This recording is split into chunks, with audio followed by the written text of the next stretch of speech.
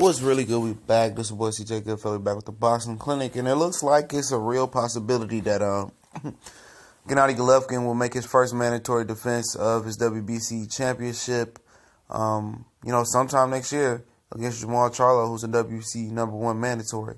Now, before I get into this, a lot of people crying and saying, how did Jermall Charlo become the #1 WBC mandatory? What did he do to become Triple G mandatory? At the end of the day, he was a champion at 154 pounds. He was ranked highly in the IBF. The WBO does have a rule where it allowed Terrence Crawford to beat Jeff Horn's mandatory because he was the champion at 140 pounds. And I know he was the IBF champion, not the WBC champion. But it's been a lot more corrupt BS in the sport of boxing other than this. People just nitpick because they fear what Jermall Charlo can potentially do to Gennady Golovkin, their hero. Shavansky and Kovalev should never have been fighting for the light heavyweight WBO title. Shavansky wasn't ranked inside the top 15. He was artificially ranked inside the top 15 to allow Kovalev to regain his title. What did Dillian Whyte do to become the #1 WBC mandatory? He lost to Anthony Joshua. He barely beat Chisora, and he just beat this Robert guy who was stopped by a former Deontay Wilder opponent from France, Johan Dunlop, whatever his name is. In the 6th round, it took Dillian Whyte all 10 rounds to go the distance with him. What did he do? I can go on and on. How did Sean Porter become WBC mandatory after losing to Keith Thurman? He beat Andre Berto. So, that don't tell you much.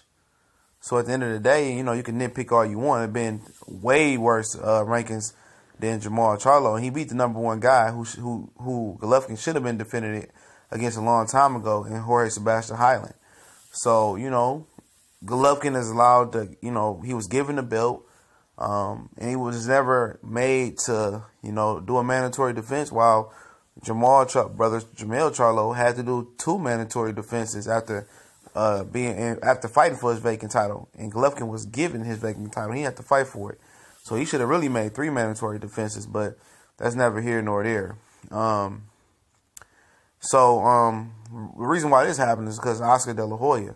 Oscar De La Hoya admitted in the little interview he was doing yesterday that Canelo might not fight Golovkin next, and he might opt to fight the David Lemieux, Billy Joe Saunders winner. So, which they hoping to be David Lemieux to keep the money all in the family. You dig? The promotional Golden Boy family.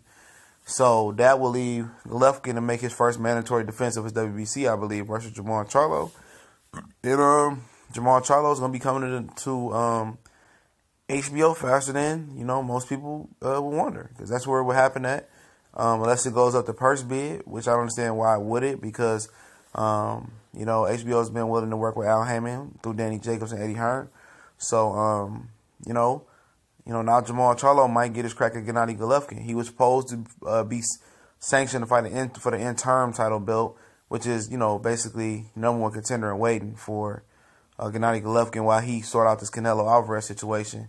But now it seems like it's a real possibility that Canelo is going to wait it out to see who wins, David Lemieux or Billy Joe Saunders. And I think he's just going to fight the winner in May and put the Golovkin fight on the back burners. The dangerous thing about that is he's turning down a big payday. And maybe he's just satisfied with, having a draw with Golovkin.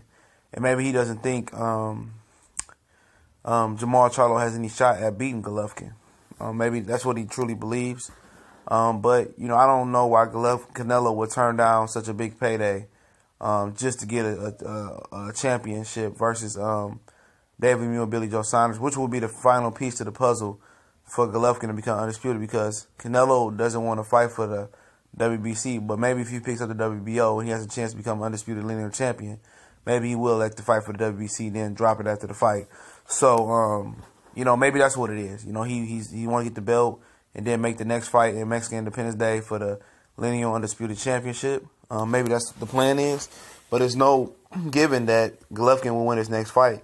HBO and Danny Jacobs, Eddie Hearn, and Al Heyman could all pay Jermall Charlo some Romain Stavern type step aside money, $600K or north of that, to step aside and let Danny Jacobs and Golovkin fight, and he can get the winner of that fight, Golovkin and Jacobs, that go on to fight Canelo, and he can wait till 2019 and get a shot for the right payday. They might have to pay him $1 million to step aside for all that to happen. You know, about 6 figures per a step aside fight, because he is a WBC mandatory to Golovkin's belt. So it's a tricky situation, and I mean, this can go several different ways. You know, if Billy Joe Saunders wins, he's not obligated to fight Canelo Alvarez next. He can go make the Golovkin fight since Canelo don't want to fight Golovkin.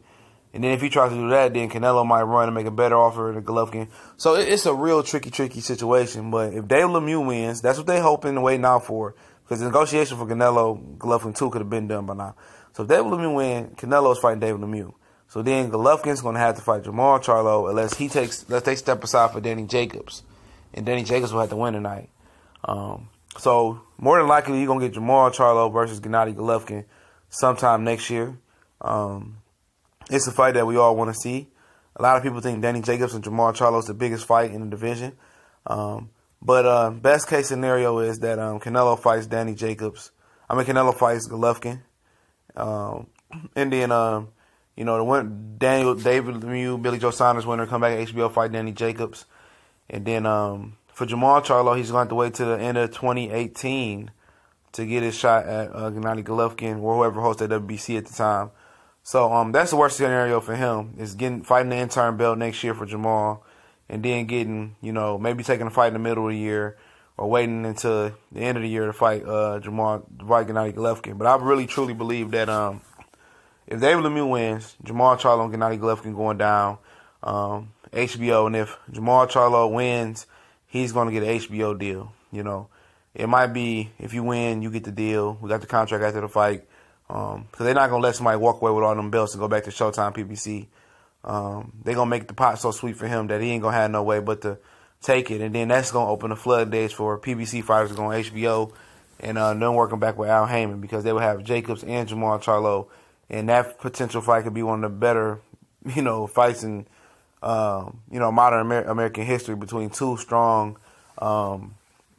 big middleweights in one of the historically glamorous divisions in boxing, the original glamorous division, other than the heavyweight division, this middleweight division. So it looks like it's going to happen, man, because Oscar's and Canelo is pretty much non-committal on the Golovkin. He says it's going to come down to Canelo's decision. But I think he's going to fight the winner, David Lemieux, Billy Joe Saunders, which might be David Lemieux.